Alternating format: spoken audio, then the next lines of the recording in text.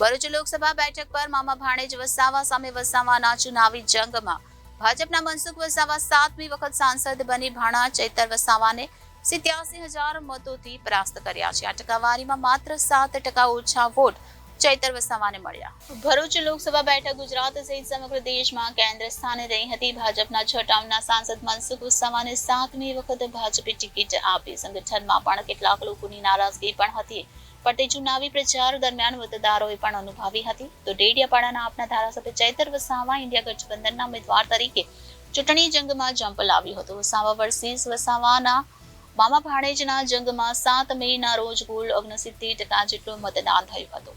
4 જૂને મતગણતરી ભરૂચની કેજે પોલિટેકનિક કોલેજ ખાતે 7 વિધાનસભા મુજબ 23 રાઉન્ડમાં હાથ ધરાઈ હતી। ભાજપના 7મી ટર્મના ઉમેદવાર પહેલાથી ચૈતર વસાવા સામે દરેક રાઉન્ડમાં આગળ રહ્યા હતા। ચુનાવ ગણતરી દરમિયાન પણ ભાજપના કાર્યકરોના મોઢા પર કોઈ આગલા વર્ષો જેવી જીતની લાલી કે ઉત્સાહ દેખાતો ન હતો।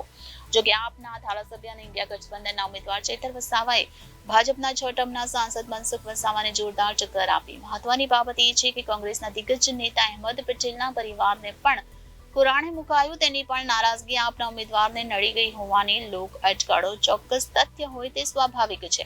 સાથે વિધાનસભાના 23 રાઉન્ડ પૂર્ણ થતા ઈવીએમના 11.92 લાખ મતોમાં 6,05,489 મત મેળવી ભાજપના મનસુખ વસાવાએ 7મી વખત ભરૂચના સાંસદનું સિંહાસન અકબંધ રાખ્યું હતું। સૌથી ઓછું મત વાગરા વિધાનસભામાંથી ચૈતર વસાવાને મળ્યા હોવાથી અનેક શંકા ઉભા થવા પામી છે। સામે ચૈતર વસાવાને 5,18,419 મત મળ્યા। ભાજપનું જીતનું માર્જિન માત્ર 87,070 મત રહ્યું છે। જોકે પ્રચાર દરમિયાન પહેલા ભરૂચ બેઠક પર 5 લાખથી વધુ મતોની જીત, જે બાદ 3 લાખ કરતા વધુ મતોની જીતનો વિશ્વાસ વ્યક્ત કર્યો હતો। જોકે 1 લાખની સરસાઈથી પણ ભાજપ ભરૂચ બેઠક નહીં જીતતા ભાજપ સંગઠન અને મનસુખ વસાવામાં ઓછા માર્જિનથી જીતનો વસવસો જોવા મળ્યો હતો।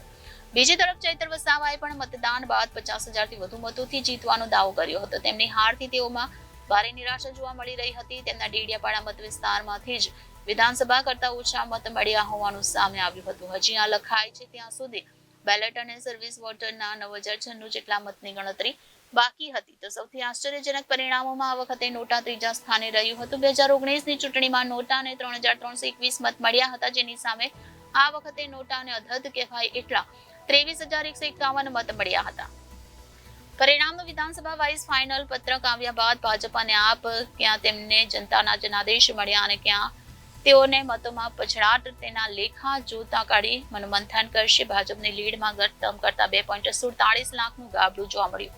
2019ની લોકસભા ચૂંટણીમાં ભાજપના સાંસદ મનસુખ વસાવા 3.34 લાખની ઐતિહાસિક લીડથી જીત્યા હતા। તે સમયે ભરૂચ જિલ્લા ભાજપ પાસે 5 વિધાનસભા બેઠક, જિલ્લા પંચાયત કે 9 તાલુકા પંચાયત પણ ન હતી। તેમ છતાં 3.34 લાખ મતોની જંગી સરસાઈ મેળવી હતી। જોકે 2024માં ભાજપ પાસે જિલ્લા, 9 તાલુકા પંચાયત અને 5 વિધાનસભા હોવા છતાં આપ અને ઇન્ડિયા ગઠબંધનના ઉમેદવાર સામે ગત વર્ષની સરસાઈ કરતા 2.47 લાખ મતોનું ગાબડું પડ્યું છે। ભરૂચ લોકસભા ભારતીય જનતા પાર્ટી આ 7મી વખત ની ઉમેદવારીમાં ખૂબ મોટા માર્જિનથી અમે જીતવાના હતા, પણ ઘણા બધા સમીકરણો બદલાયા, જેના કારણે અમે 80,000ના લીડથી આ ભરૂચ લોકસભા જીતીએ છીએ। કાર્યકર્તાઓએ બૂથ લેવલ સુધી ખૂબ મહેનત કરી। તાલુકાના કાર્યકર્તા, જિલ્લાના કાર્યકર્તા, તમામ ધારાસભ્યશ્રીઓએ બધા જ લોકોએ વધુ લીડ મળે એના માટે પ્રયાસો કર્યા, પણ આખર તો મતદારો પર આધાર છે। મતદારોનું જે મનમાં શું હોય છે એ પારખી ના શકાય, પરંતુ જીત અમારી નક્કી હતી। પહેલેથી જ અમે જીતની વાત કરતા હતા। સામે પક્ષે ખોટા અપપ્રચાર કર્યા, સરકારને, અમને બધાને અનેક રીતે ડેમેજ કરવાના પ્રયત્નો કર્યા। ડેડિયાપાડા, સાગબારા, ઝઘડિયા વિસ્તારની અંદર આદિવાસીઓમાં એવી ગેરસમજ ઉભી કરી કે ભારતીય જનતા પાર્ટીની સરકાર આવશે, મોદીની સરકાર ફરી આવશે તો રિઝર્વેશન આદિવાસીઓને સમાપ્ત કરી દેશે, આવા મુદ્દા ઉછાળ્યા। જંગલ વિસ્તાર, રિઝર્વ ફોરેસ્ટના વિસ્તારમાંથી ત્યાં એવું એક અફવા ચલાવી કે ફરી મોદી સરકાર ત્રીજી વખત પ્રધાનમંત્રી બનશે તો આદિવાસીઓને સ્થળાંતર કરાવવા પડશે, જંગલમાંથી ખાલી કરવાના છે ને અન્ય જગ્યાએ શિફ્ટ કરવાના છે, આવી બધી વાતો ચલાવી। એટલે આના કારણે આદિવાસીઓમાં એક પ્રકારનો ડર પેદા થયો અને અમને ડેડિયાપાડા કે સાગબારા કે ઝઘડિયા વિસ્તારની અંદર જે ખાસ કરીને ફોરેસ્ટ એરિયા જે છે એવા વિસ્તારની અંદર માર પડે છે. ભણેલા ગણેલા વર્ગને પણ એવું લાગ્યું કે રિઝર્વેશન અમારું ખતમ થઈ જશે. અમે સમજાવવાના બધા જ પ્રયત્નો કર્યા છે અમારી રીતના કે બંધારણીય અધિકાર છે આદિવાસીને મળેલો છે, એ કોઈ સમાપ્ત નથી થવાનો છે. 10 વર્ષ પ્રધાનમંત્રી નરેન્દ્રભાઈ મોદી સાહેબ પ્રધાનમંત્રી તરીકે રહ્યા છે. ગુજરાતમાં પણ ઘણા સમયથી ભાજપની સરકાર છે. ક્યાંય પણ આદિવાસીના હક અને અધિકાર માટે આપણને ક્યાંક નુકસાન થયું નથી. બધા સમજાવવાના પ્રયત્નો કર્યા છતાં પણ મતદારોએ જે જજમેન્ટ આપ્યું છે એને અમે સ્વીકારે છે અને 80,000 લીડથી અમે જીત્યા છે. જીત્યા પછી પ્રજાના પૂરેપૂરા કામ કરીશું.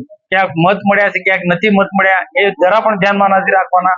પરંતુ આખા લોકસભાને ધ્યાનમાં રાખીને રાજ્ય સરકાર કે ભારત સરકારની જે જેટલી વિકાસકારી યોજનાઓ છે એ પૂરેપૂરી લોકોને મળે અને ક્યાંક ક્યાંક અમને જે નુકસાન થયું છે એના પણ અમે સમીક્ષા કરીને એમાંથી બહાર નીકળવાનો પ્રયત્ન કરીશું. મહત્વના નુકસાનથી તમને શું શીખ મળી છે?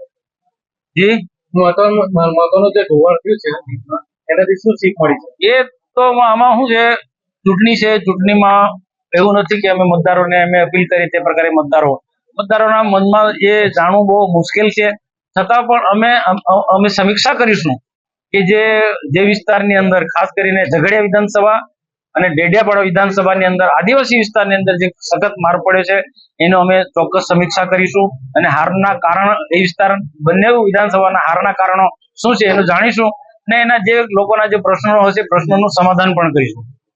ઘણા સમયથી આપણે સૌ લોકસભાના રિઝલ્ટની આતુરતાથી રાહ જોઈ રહ્યા હતા. લગભગ ચિત્ર આપણી સામે આવીને ઊભું છે ત્યારે ભરૂચ લોકસભામાં ભરૂચ સંસદીય ક્ષેત્રના લોકોએ જે પણ જનાદેશ અમને આપ્યો છે એનો અમે સહજતાથી સ્વીકાર કરીએ છીએ અને ભરૂચ સંસદીય ક્ષેત્ર અમારા માટે નવું હતું છતાંય આટલા મોટા વિસ્તારના તમામ સમુદાયના લોકોએ અમને જે સહકાર આપ્યો છે, અમને સ્વીકાર્યા નેતા તરીકે એ બદલ સૌનો આભાર પણ માનીએ છીએ. સાથે સાથે અમે ચૂંટણી એવી સરસ રીતે લડ્યા છે ઇન્ડિયા ગઠબંધનના તમામ સાથીઓ કે સામેની ભાજપની પાર્ટી અને એમના ઉમેદવાર 5 લાખની લીડની વાત કરતા હતા, આજે 1 લાખ પર લાવી દીધા છે. આ જ અમારી મોટી જીત છે અને આવનાર દિવસોમાં પણ અમે ધારાસભ્ય છે લોકોની વચ્ચે રહીશું. લોકોના જે પણ પ્રશ્નો છે એમને વાચા આપવાનું કામ કરીશું અને આજે જે રિઝલ્ટ આવ્યું છે એ જનતાના જનાદેશને અમે સ્વીકાર કરીએ છીએ અને આનાથી પણ વિશેષ કરીને આવનાર ચૂંટણી લડીશું. આ ચૂંટણી કાં તો અમે જીતવા માટે લડ્યા હતા અને કાં તો અમે એનાથી શીખીશું. એટલે આમાંથી શીખીને એનું એનાલિસિસ કરીને આવનાર દિવસોમાં આનાથી પણ વધારે સારી તાકાતથી સારી ચૂંટણી આવનાર દિવસોમાં લડીશું. ધન્યવાદ. આ ચૂંટણીમાં તમે જોયું હશે કે અમારી મહેનત પ્રમાણે જે અમને અપેક્ષા હતી છતાંય અમે ડેડિયાપાડા અને ઝઘડિયામાં તો ખૂબ સારી લીડથી આગળ આવેલા છે અને ભરૂચ, અંકલેશ્વર અને બીજી વિધાનસભામાં તો અમે નવા હતા. સાથી મિત્રો તમામ લોકોએ ખૂબ મહેનત કરી, અમારી શક્તિનો ઉપયોગ કર્યો, અમારી રણનીતિ અમે બનાવી. પણ જે પણ કચાશ રહી ગઈ છે આવનાર દિવસોમાં એનું મૂલ્યાંકન કરીશું અને એના પર અમે આવનાર દિવસોમાં હજુ મજબૂતાઈથી લડાઈ પ્રયાસ. હા, ચોક્કસ. એ કેજરીવાલજી જેલમાં હતા, એ આવતા તો પણ કંઈ ફેર પડતો અમને માર્ગદર્શન મળતું. છતાંય અમે જે રીતે પણ ચૂંટણી લડ્યા છે ખૂબ સારી રીતે લડ્યા છે અને એનાથી ઘણું શીખવાનું મળ્યું છે અને આવનાર દિવસોમાં એમાંથી શીખીને વધારે સારી રીતે લડીશું. અહેમદ પટેલના પુત્રી મુમતાઝ અને ફૈઝલે ચૂંટણી પ્રચાર કર્યો નથી, તો તમને લાગે છે કે કોંગ્રેસ તમારાથી વિમુખ હોય? ના, કોંગ્રેસના તમામ સાથી મિત્રો એમને સહકાર આપ્યો છે, રાત દિવસ અમારા માટે મહેનત કરી છે. મુમતાઝબેન હોય એમણે પણ મહેનત કરી છે. બધાનો અમે આ પ્રસંગે આભાર માનીએ છીએ અને જ્યાં પણ કચાશ રહી ગઈ હોય અમે સાથે બેસીને મૂલ્યાંકન કરીશું અને જ્યાં પણ અમારે કચાશ હશે એનું અમે સાથે બેસીને એનું આવનાર ચૂંટણીમાં એનું નિરાકરણ આવે પ્રયાસો. Reporter Viral Gohil, Janadesh news, Bharuch.